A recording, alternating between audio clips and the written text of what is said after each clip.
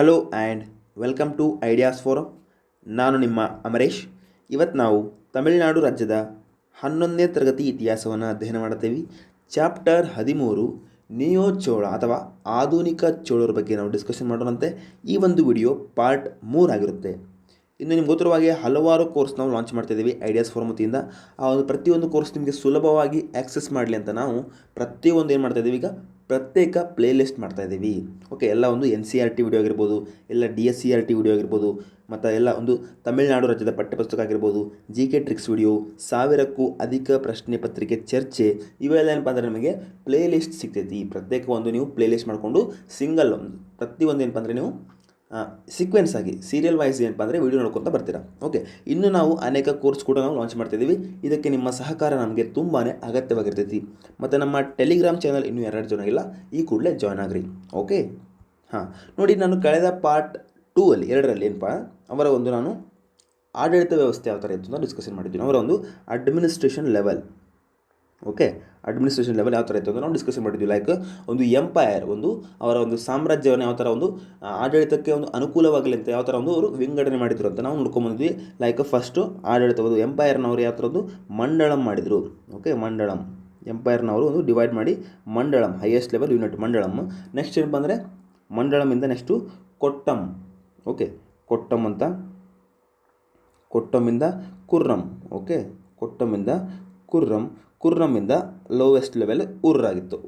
Okay, ಮಂಡಳಂ, ಕೊಟ್ಟಂ, ಕುರ್ರಂ, ಈ ಥರ ಒಂದು ಏನಪ್ಪ ಅಂದರೆ ಅವರು ಆಡಳಿತವನ್ನು ಅನುಕೂಲವಾಗಿ ಅಂತಂದು ಅವರು ಡಿವೈಡ್ ಮಾಡ್ಕೊತ ಬಂದರು. ಲೋವೆಸ್ಟ್ ಲೆವೆಲ್ ಡಿವೈಡ್ ಮಾಡ್ಕೊತ ಬಂದರು. ಮತ್ತು ನಾವೊಂದು ಇಂಪಾರ್ಟೆಂಟ್ ಏನಪ್ಪ ಅಂದರೆ ಇನ್ನೊಂದು ಉತ್ತರ ಮೇರೂರು ಇನ್ಸ್ಕ್ರಿಪ್ಷನ್. ಓಕೆ, ಉತ್ತರ ಮೇರೂರು ಇನ್ಸ್ಕ್ರಿಪ್ಷನ್ ನೋಡ್ಕೊಂಬಂದ್ವಿ. ಯಾವ ಥರ ಒಂದು ಗ್ರಾಮ ಆಡಳಿತ ಯಾವ ಥರ ಒಂದು ಅವರು ಇತ್ತು ಅಂತ, ಅವರು ಒಂದು ಯಾವ ಥರ ಒಂದು ಆ ಒಂದು ವಾರ್ಡ್ ಮೆಂಬರ್ಸ್ನ ಯಾವ ಥರ ಒಂದು ಎಲೆಕ್ಟ್ ಮಾಡ್ತಾರೆ, ಆ ಥರ ನಾವೆಲ್ಲ ನೋಡ್ಕೊಂಬಂದಿದ್ವಿ, ಒಂದು ಕಂಪ್ಲೀಟಾಗಿ ನೋಡ್ಕೊಂಬಂದಿದ್ವಿ. ಈಗ ಅವರ ಒಂದು ನಾವು ಎಕಾನಮಿ ಮತ್ತು ಏನಪ್ಪ ಅಂದರೆ ಕಲೆ ಮತ್ತು ವಾಸ್ತುಶಿಲ್ಪಕ್ಕೆ ನೋಡ್ಕೊಂಬರೋಣ ಅಂತ, ಅವರ ಒಂದು ಕೊಡುಗೆ ಯಾವ ಥರ ಇತ್ತು ಅಂತ ನಾವು ನೋಡ್ಕೊಂಬರೋಣ ಅಂತ. ಓಕೆ, ನೋಡಿ, ಎಕಾನಮಿ ಆರ್ಥಿಕತೆ ಯಾವ ಥರ ಇತ್ತಪ್ಪ ಅಂದರೆ the land revenue and survey.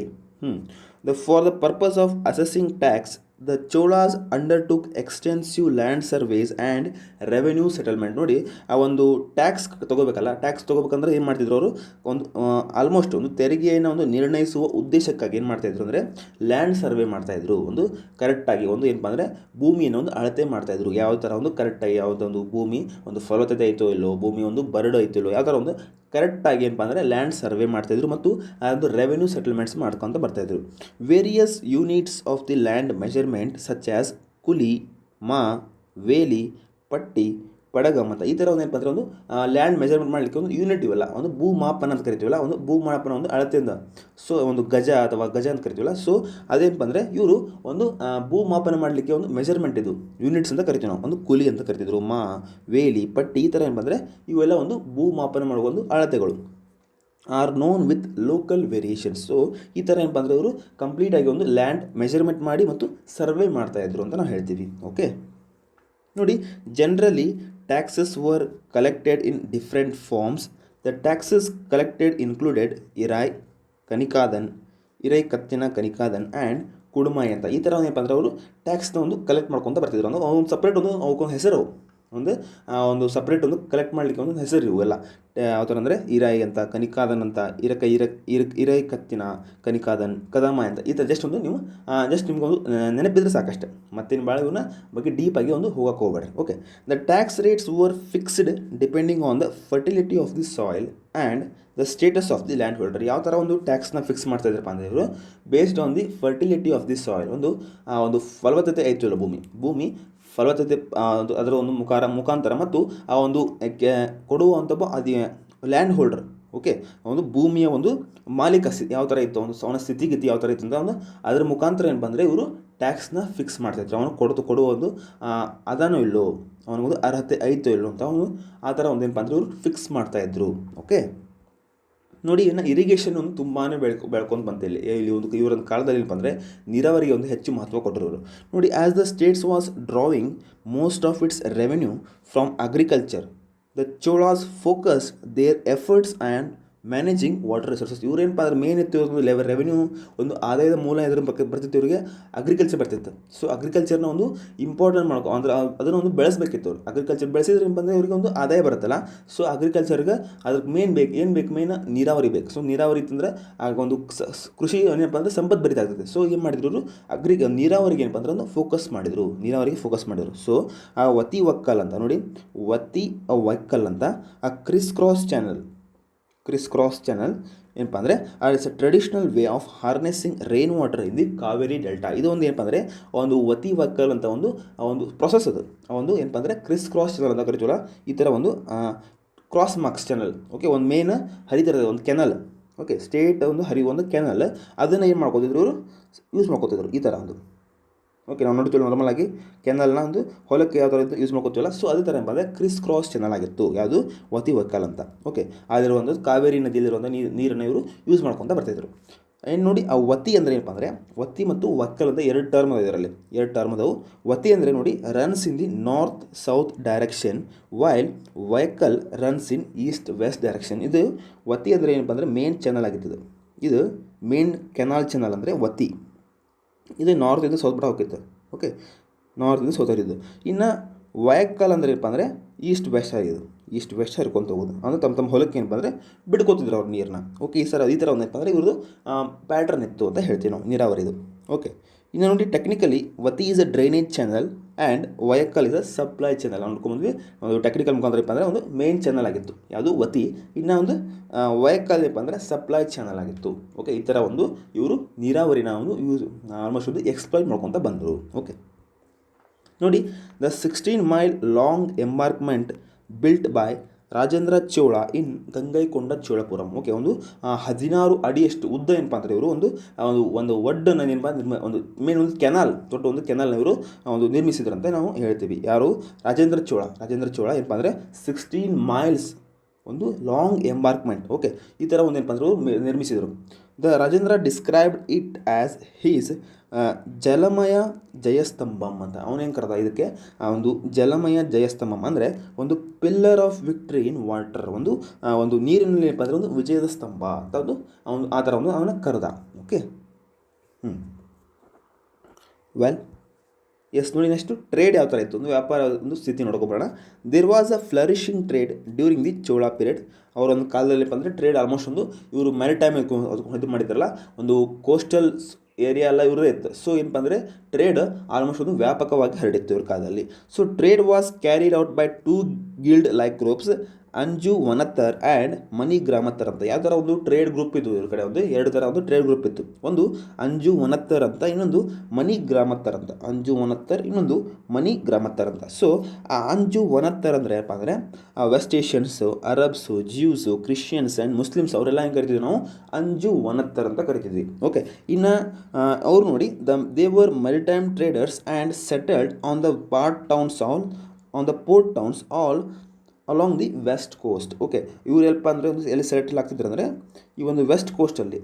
Okay, West ಕೋಸ್ಟಲ್ಲಿ ಏನಪ್ಪ ಅಂದರೆ ಇವರೆಲ್ಲ ಒಂದು ಪೋರ್ಟ್ ಸಿಟಿಯಲ್ಲಿ ಇವರು ಒಂದು ಉಳ್ಕೋತಿದ್ರು ಅಂತ ಇವರು ಒಂದು ಅದರಲ್ಲಿ ಏನಪ್ಪ ಅಂದರೆ ಮೆನ್ಷನ್ ಮಾಡಿದ್ದಾರೆ. ಓಕೆ, ಈ ಥರ ಒಂದು ಏನಪ್ಪ ಅಂದರೆ ಟ್ರೇಡ್ ರೂಟ್ಸು ಇವರೆಲ್ಲ ಒಂದು ವೆಸ್ಟ್ ಏಷ್ಯಾ, ಅರಬ್ಸು ಅಲ್ಲೆಲ್ಲ ಒಂದು ಏನಪ್ಪ ಅಂದರೆ ಇವರು ಒಂದು ವ್ಯಾಪಕವಾಗಿ ಒಂದು ಹರಡಿತ್ತು. ಒಂದು ಸೌತ್ ಈಸ್ಟ್ ಏಷ್ಯಾ ನೋಡ್ಬೋದು, ನಾವು ನೋಡಿದ್ವಿ south East Asia, China, Japan ಅಲ್ಲೆಲ್ಲ ಏನಪ್ಪ ಅಂದರೆ ಇವರು ಆ ಟ್ರೇಡ್ ಆಲ್ಮೋಸ್ಟ್ ಒಂದು ಸ್ಟೇಟ್ ಆಫ್ ಮಲಕ್ಕಾಯಿಂದ ಈ ಕಡೆ ಒಂದು ಈಸ್ಟರ್ನಲ್ಲಿ ಅಂದರೆ ಸ್ಟೇಟ್ ಆಫ್ ಮಲಕ್ಕಾ ಥ್ರೂ ಏನಪ್ಪ ಅಂದರೆ ವ್ಯಾಪಾರ ಆಗ್ತಿತ್ತು. ಇನ್ನು ವೆಸ್ಟ್ ಕೋಸ್ಟ್ ಕೂಡ ಏನಪ್ಪ ಅಂದರೆ ಫುಲ್ ಬ್ಯುಸಿಯೆಸ್ಟ್ ಆಗಿತ್ತು. ಏನಂದರೆ ಇವರು ಮ್ಯಾರಿಟೈಮ್ ಟ್ರೇಡರ್ಸ್, ಒಂದು ಕಡಲ ವ್ಯಾಪಾರಿಗಳು ಫುಲ್ ಬ್ಯುಸಿಯೆಸ್ಟ್ ಆಗಿದ್ರು ಅಂತ ನಾವು ಹೇಳ್ತೀವಿ. ಓಕೆ, ನೋಡಿ, it is said that Mani Gramattar were the traders engaged in inland trade. ನಾವು ನೋಡಿದ್ವಿ ಅಂಜು ವನತ್ತರ್ ಇವರೆಲ್ಲ ಏನಪ್ಪ ಅಂದರೆ ವೆಸ್ಟ್ ಏಷ್ಯಾ, ಅರಬ್ಸ್ ಅವರೆಲ್ಲ ಆಗಿದ್ರು. ಇನ್ನು ಮನಿ ಗ್ರಾಮತ್ತರ್ ಯಾರಪ್ಪ ಅಂದರೆ ಇವರೆಲ್ಲ ಒಂದು ಇನ್ಲ್ಯಾಂಡ್ ಟ್ರೇಡರ್ಸ್, ಒಂದು ಅಲ್ಲೇ ಒಂದು ಏನಪ್ಪ ಅಂದರೆ ನಮ್ಮ ಒಂದು ಅವರ ಒಂದು ಮೇನ್ ರೀಜನ್ ಇರುತ್ತಲ್ಲ, ಆ ಒಂದು ರೀಜನಲ್ಲಿ ಏನಪ್ಪ ಅಂದರೆ ಇವರು ಒಂದು ಅಲ್ಲಿ ವ್ಯಾಪಾರ ಮಾಡ್ಕೊತ ಬರ್ತಿದ್ರು. ಓಕೆ, ನೋಡಿ, ಇನ್ನು ಎಕ್ಸ್ಪೋರ್ಟ್ಸ್ ಮತ್ತು ಇಂಪೋರ್ಟ್ಸ್ ಒಂದು ಕಾಲದಲ್ಲಿ ಏನೇನು ಮಾಡ್ತಾಯಿದ್ರಪ್ಪ ಅಂದರೆ ರಫ್ತು ನೋಡಿ, main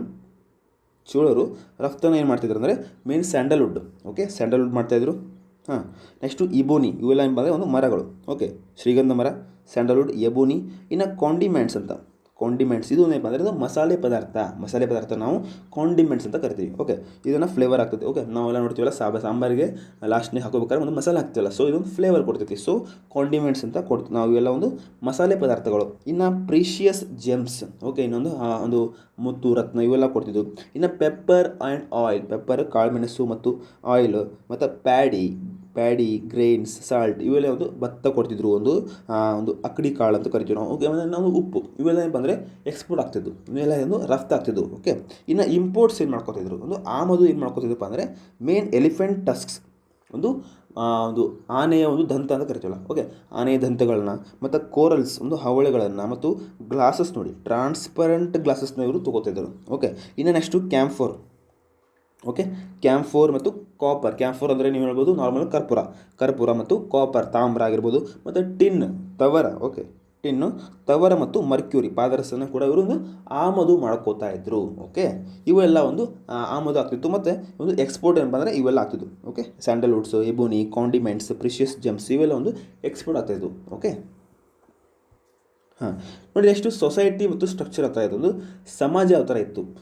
cost system was widely prevalent during the Chola period. ನೋಡಿ ನಾವು ನೋಡ್ಕೊಂಬಂದಿದ್ವಿ ಆಲ್ಮೋಸ್ಟ್ ಇವರೊಂದು ಶೈವೈಟ್ಸ್ ಮತ್ತು ವೈಷ್ಣವೈಟ್ಸ್ ಆಗಿದ್ದ ಏನಪ್ಪ ಅಂದರೆ ನಾವು ವೇದಗಳನ್ನ ಇವರು ಒಂದು ಆಚರಣೆ ಮಾಡ್ಕೊತ ಬಂದರು. ಸೊ ಕಾಸ್ಟ್ ಸಿಸ್ಟಮ್ನ ಎಲ್ಲಿ ವೇದಯಿಸಮ್ ಇರ್ತೈತಿ ಅಲ್ಲಿ ಕಾಸ್ಟ್ ಸಿಸ್ಟಮ್ ಇರ್ತೈತಿ. ಸೊ ಏನಪ್ಪ ಅಂದರೆ ಕಾಸ್ಟ್ ಸಿಸ್ಟಮ್ ಸ್ಟಾರ್ಟ್ ಮಾಡ್ಕೊತಾ ಬಂದರು. So Brahmins and Kshatriya enjoyed special privilege. ಆ ಒಂದು ಕಾಲದಲ್ಲಿ ಏನಪ್ಪ ಅಂದರೆ ನಾವು ನೋಡಿದ್ವಿ ಆ ಒಂದು ಬ್ರಾಹ್ಮಣರು ಮತ್ತು ಕ್ಷತ್ರಿಯರು ಒಂದು ಟಾಪ್ ಮೋಸ್ಟಲ್ಲಿದ್ದರು. ಓಕೆ, ಟಾಪ್ ಮೋಸ್ಟಲ್ಲಿದ್ದರು ಮತ್ತು ಆ ಒಂದು ಎಲ್ಲ ಒಂದು ಏನಪ್ಪ ಅಂದರೆ ಅವರ ಒಂದು ಸವಲತ್ತುಗಳನ್ನ ಇವರು ಆಲ್ಮೋಸ್ಟು ಎಂಜಾಯ್ ಮಾಡ್ಕೊತ ಬಂದರು.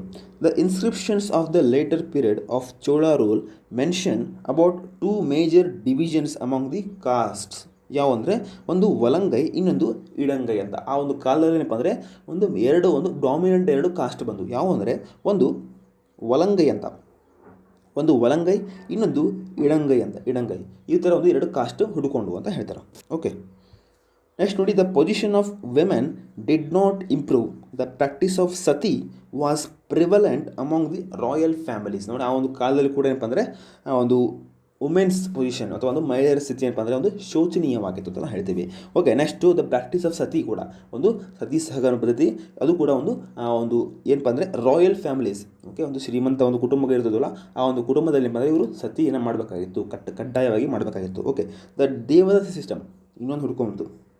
ದೇವದಾಸಿ ಸಿಸ್ಟಮ್ ಮತ್ತು ಅಥವಾ ಒಂದು ಡ್ಯಾನ್ಸಿಂಗ್ ಗರ್ಲ್ಸ್ ಅಂತ ಕರಿತೀವಲ್ಲ, ದೇವದಾಸಿ ಸಿಸ್ಟಮ್ ಇದು ಕೂಡ ಒಂದು ಏನಪ್ಪ ಅಂದರೆ ಹುಟ್ಟುಕೊಂತು. ಆ ಒಂದು ಕಾಲದಲ್ಲಿ ಇದು ಕೂಡ ಒಂದು ಹುಟ್ಟುಕೊಂಡ್ಬಿಡ್ತು. ಓಕೆ, ದೇವದಾಸಿ ಸಿಸ್ಟಮ್ ನಾವು ನೋಡ್ತೀವಲ್ಲ ನಮ್ಮ ಒಂದು ಈ ಕಡೆ ನಮ್ಮ ಸವದತ್ತಿಯಲ್ಲಿ. ಓಕೆ, ಸವದತ್ತಿ ಎಲ್ಲ ಒಂದು ಕ್ಷೇತ್ರದಲ್ಲಿ ಅಲ್ಲಿ ಕೂಡ ಒಂದು ದೇವದಾಸಿ ಸಿಸ್ಟಮ್ ಭಾಳ ಇತ್ತು ಅಲ್ಲಿ. ಓಕೆ, ಈಗ ಫುಲ್ ಸ್ವಲ್ಪ ಕಡಿಮೆ ಆಗಿದೆ, ಈಗೆಲ್ಲ ಫುಲ್ ಕಡಿಮೆ ಆಗಿದೆ. ಓಕೆ, ನೋಡಿ ನೆಕ್ಸ್ಟು ರಿಲಿಜನ್, ಅವರದ್ದು ಧರ್ಮ ಯಾವ ಥರ ಇತ್ತಪ್ಪ ಅಂದರೆ both Saivism and Vaishnavism continued to flourish during the Chola period. ಆ ಒಂದು ಕಾಲದಲ್ಲಿ ನೋಡಿದ್ವಿ ನಾವು ಇವರು ಒಂದು ಶೈವ ಮತ್ತು ವೈಷ್ಣವ ಭಕ್ತರಾಗಿದ್ದರು ಅಂತ.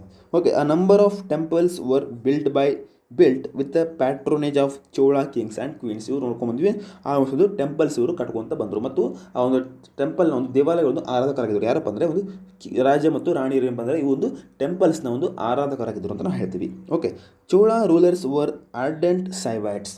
ಇವರು ಏನಪ್ಪ ಅಂದರೆ ಒಂದು ಶೈವ ಭಕ್ತನವರು ಆರ್ಡೆಂಟ್ ಅಂತ ಒಂದು ಕಟ್ಟುನಿಟ್ಟಾಗಿ ಒಂದು ಪಾಲನೆ ಮಾಡ್ತಾಯಿದ್ರು, ಒಂದು ಕಟ್ಟುನಿಟ್ಟಾಗಿ ಶೈವೈಟ್ಸ್ನ ಒಂದು ಪಾಲನೆ ಮಾಡ್ಕೊತ ಬಂದರು.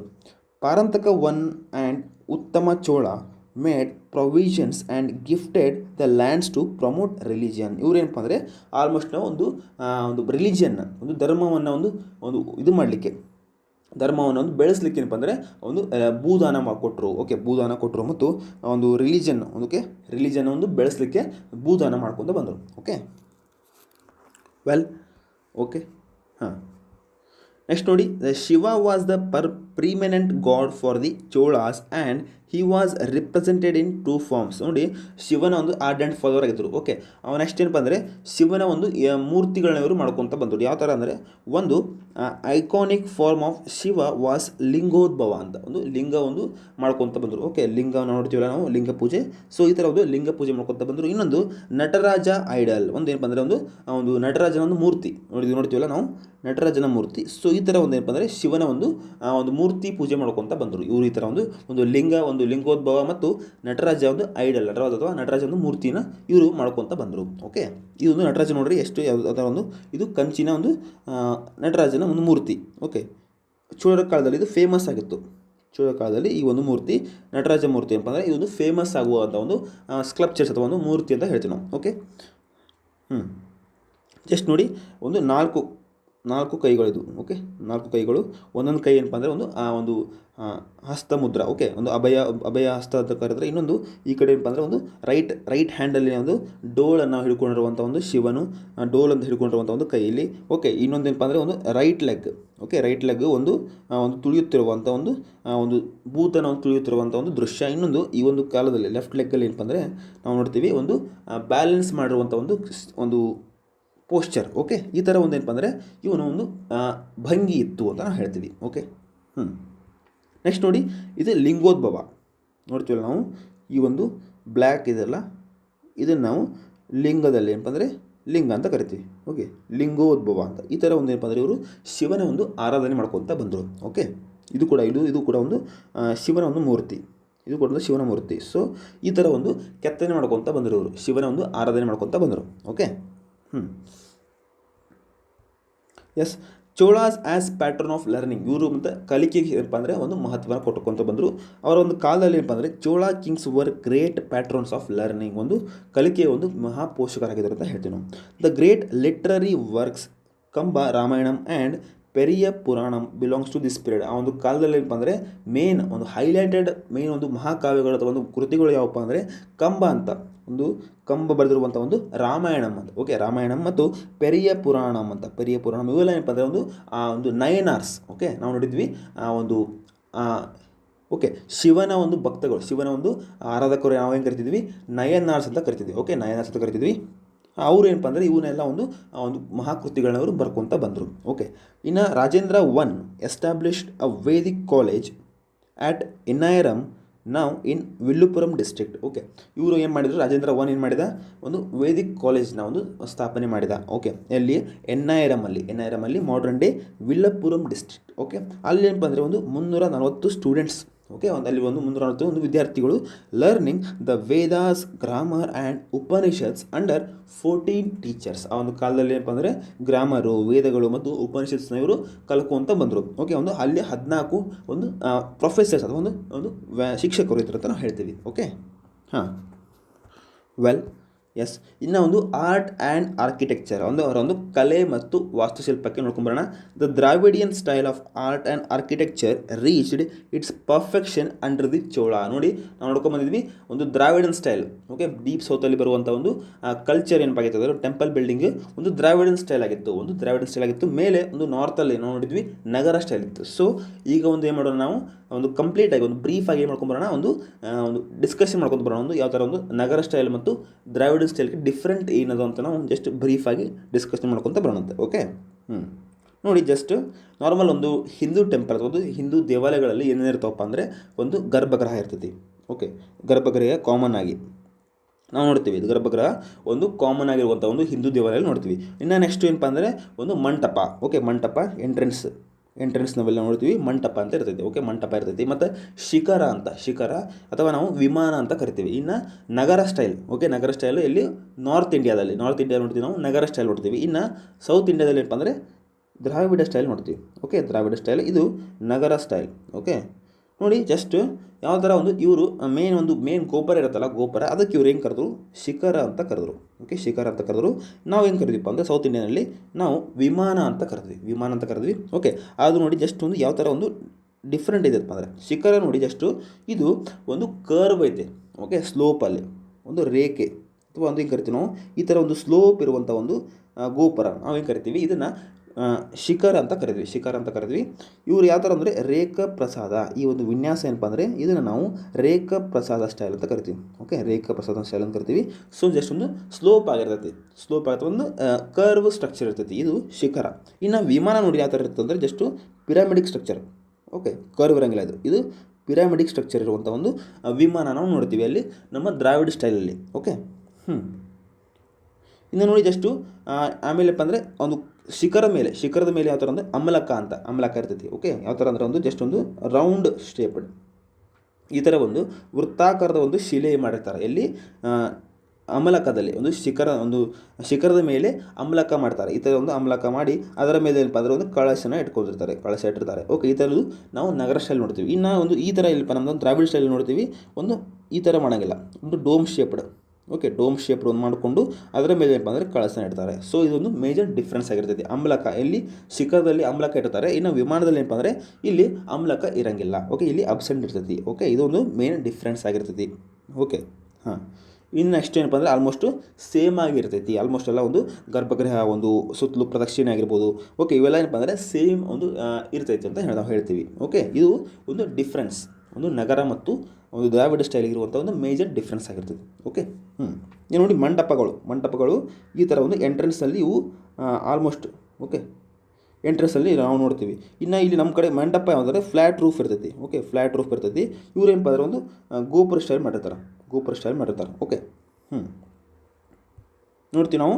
ಇದು ನೋಡಿ ಜಸ್ಟ್ ನಿಮಗೊಂದು ಎನ್ಲಾರ್ಜ್ ವ್ಯೂ ಯಾವ ಥರ ಒಂದು ಗೋಪುರಗಳು ಇಲ್ಲಿ ನಗರ ಸ್ಟೈಲಲ್ಲಿ ಏನಪ್ಪ ಅಂದರೆ ಜಸ್ಟು ಈ ಥರ ಒಂದು ಕರ್ವ್ ಸ್ಟೈಲ್ ಇರ್ತೈತಿ. ಓಕೆ, ಕರ್ವ್ ಸ್ಟೈಲ್ ಮತ್ತು ಅಮಲಕ ಅಂತ ನಾವು ನೋಡಿದ್ವಿ. ಅಮಲಕ ಒಂದು ವೃತ್ತಾಕಾರದಲ್ಲಿ ಶೇಪ್ ಇರುವಂಥ ಒಂದು ಅಮಲಕ, ಅದರ ಮೇಲೆ ಏನಪ್ಪ ಅಂದರೆ ಕಳಶ ಇಟ್ಟಿರ್ತಾರೆ. ಸೊ ಇಲ್ಲಿ ನಮ್ಮದು ಒಂದು ದ್ರಾವಿಡ ಸ್ಟೈಲಲ್ಲಿ ಏನಪ್ಪ ಅಂದರೆ ಪಿರಾಮಿಡ್ ಸ್ಟ್ರಕ್ಚರ್ ನಾವೇನು ಕರಿತೀವಿ, ವಿಮಾನ ಅಂತ ಕರಿತೀವಿ. ಓಕೆ, ಈ ಥರ ಒಂದು ಏನಪ್ಪ ಅಂದರೆ ಡಿಫ್ರೆನ್ಸ್ ಆಗಿರ್ತೈತಿ, ಒಂದು ಶೈಲಿ, ಒಂದು ಕಟ್ಟಡ ಶೈಲಿ. ಓಕೆ, ನೆಕ್ಸ್ಟ್ ನೋಡಿ, ಇದು ಖಜುರಾಹೋ ಟೆಂಪಲ್ ಒಂದು ಅಲ್ಲಿರುವಂಥ ಒಂದು ಕಂಡರಿಯ ಮಹಾದೇವ ಟೆಂಪಲ್. ಓಕೆ, ಜಸ್ಟ್ ನೋಡ್ಬೋದು ನೀವು ಅಮಲಕ ಅಂತ. ಓಕೆ, ಜಸ್ಟ್ ಒಂದು ನೇಮ್ ಮೆನ್ಷನ್ ಮಾಡಿದ್ದಾರೆ, ಅಮಲಕ.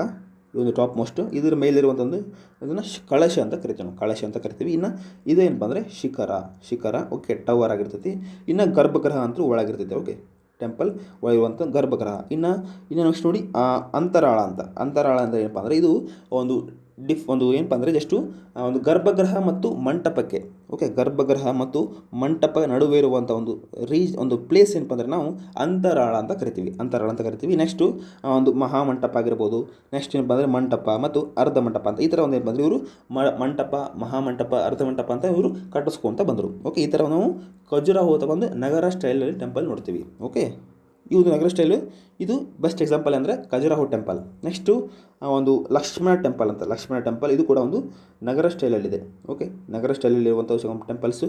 ಇನ್ನು ನಮ್ಮ ಒಂದು ಒರಿಸ್ಸಾದಲ್ಲಿ ಜಗನ್ನಾಥ ಟೆಂಪಲ್ ಕೂಡ ಏನಪ್ಪ ಅಂದರೆ ಇದು ಒಂದು ನಗರ ಸ್ಟೈಲ್ ಆಗಿದೆ. ಓಕೆ, ನೋಡಿ, the chief feature of Chola temple is the ವಿಮಾನ. ಓಕೆ, ನಾವು ನೋಡ್ಕೊಂಡ್ಬಂದಿವಿ ದ್ರಾವಿಡನ್ ಸ್ಟೈಲಲ್ಲಿ ಮೇನ್ ಒಂದು ಫೀಚರ್ ಏನಪ್ಪ ಅಂದರೆ ವಿಮಾನ, ಒಂದು ಪಿರಾಮಿಡಿಕಲ್ ಸ್ಟ್ರಕ್ಚರ್ ಇರುವಂಥ ಒಂದು ವಿಮಾನ. Okay, the big temple at Tanjore built by Raja 1 is a masterpiece of south Indian art and architecture. ಒಂದು ಬೃಹದೀಶ್ವರ ಟೆಂಪಲ್. ಓಕೆ, ರಾಜ 1 ಕಟ್ಟಿಸುವಂಥ ಒಂದು ಬೃಹದೀಶ್ವರ ಟೆಂಪಲ್ ಇದು ಮಾಸ್ಟರ್ ಪೀಸ್ ಆಗಿದೆ ಅಂತ ಹೇಳ್ತಾರೆ.